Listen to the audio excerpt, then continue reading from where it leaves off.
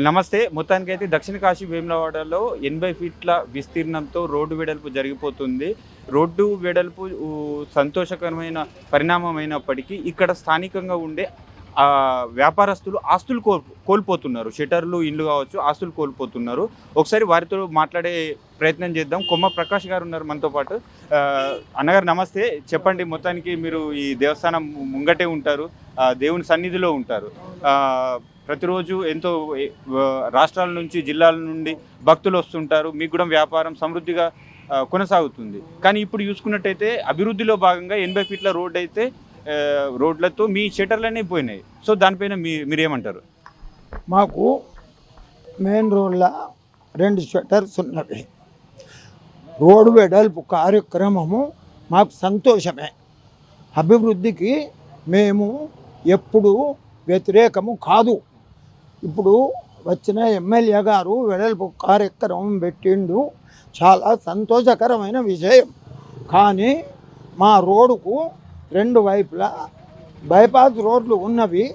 లారీలు, బస్సులు, పెద్ద ట్రక్కులు బైపాస్లు వెంబడి పోతున్నాయి. కానీ ఎలాంటి బస్సులు, ఎలాంటి పెద్ద వెహికల్స్ గుడి దిక్కు వచ్చేది లేదు.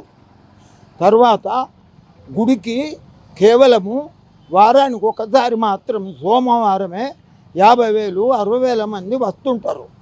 మిగతా రోజులలో ఖాళీగా ఉంటుంది మా బజారు. కాబట్టి రోడ్డు వెడల్పు అవసరం ఇడ కాలాన్ని బట్టి. కాకపోతే 80 బదులు ఇప్పుడున్న రోడ్డు కంటే డబల్ చేస్తే సరిపోతుంది. తర్వాత 1966 బహుశా అప్పుడు కూడా రోడ్డు వైండింగ్ అయింది. అప్పుడు మేము సగం దుకాణములు కోల్పోయినాము. అప్పుడు ఎలాంటి నష్టపరిహారం మేము తీసుకోలేదు. రాజేశ్వరరావు గారు ఎమ్మెల్యే గారు ఉన్నప్పుడు 2వ బైపాస్ వేపిస్తా, ఈ రోడ్డు మీద ఎక్కువ భారం ఉండదు అంటే అప్పుడు కూడా మేము కంట్రిబ్యూషన్ కట్టి రోడ్డు 2nd బైపాస్కు అనుకూలించినాము. దీన్ని కొద్దిగా పెంచుతామంటే ధర పర్వాలేదన్న. ఈ ఉన్న రోడ్డును డబల్ చేస్తే సరిపోద్ది. కానీ రోడ్డు వెడల్పు మాత్రం అవసరమే.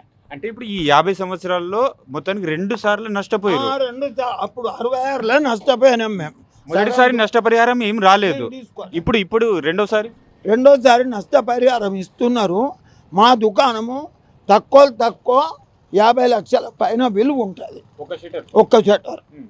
కానీ మరి 2 షటర్లు ₹1 కోటి విలువ. ఒకటి నాకు 78 సంవత్సరాలు చాతగాక ఇంటికాడ రెస్ట్ తీసుకుంటున్నా. వచ్చిన కిరాయిలతోటి నడిపించకపోతున్నాం.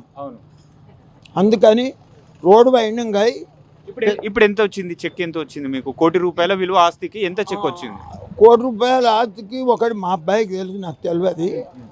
ఒక దుకాణం ఈ విలువైగా నేను పట్టించుకోవడానికి పిల్లాడు చూసుకుంటాం.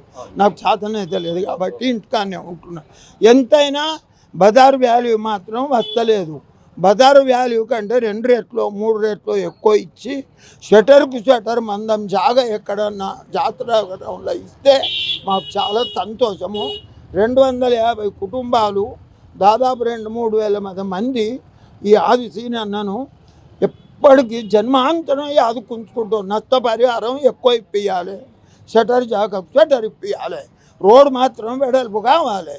కానీ 80 అవసరం లేదు. ఇక్కడ కేసీఆర్ వచ్చినప్పుడు కూడా రోడ్ వైండింగ్ కావాలన్నారు.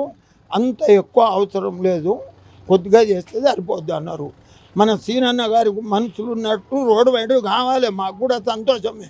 వచ్చిన కాలానికి అనుగుణంగా కొద్దిగా పెంచితే సరిపోద్ది. ఉన్న రోడ్ కంటే డబల్ చేస్తే సరిపోద్ది.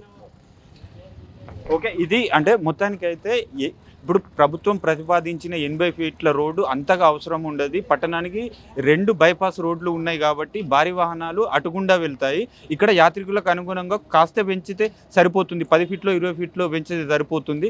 మాకు నష్టపరిహారం మాత్రం గవర్నమెంట్ ఇచ్చే రేటుకు ఇక్కడి రేటుకు చాలా డిఫరెన్స్ ఉంది. సో తీవ్రంగా నష్టపోతున్నాం కాబట్టి మాకు ఆలయ ప్రాంగణ పరిధిలో ఎక్కడైనా అని షటర్ సరిపోయేంతగా ఒక జాగా ఎమ్మెల్యే గారు కల్పిస్తే మాకు కొంతనైనా వెసులుబాటు ఉంటుందని చెప్తున్న పరిస్థితి.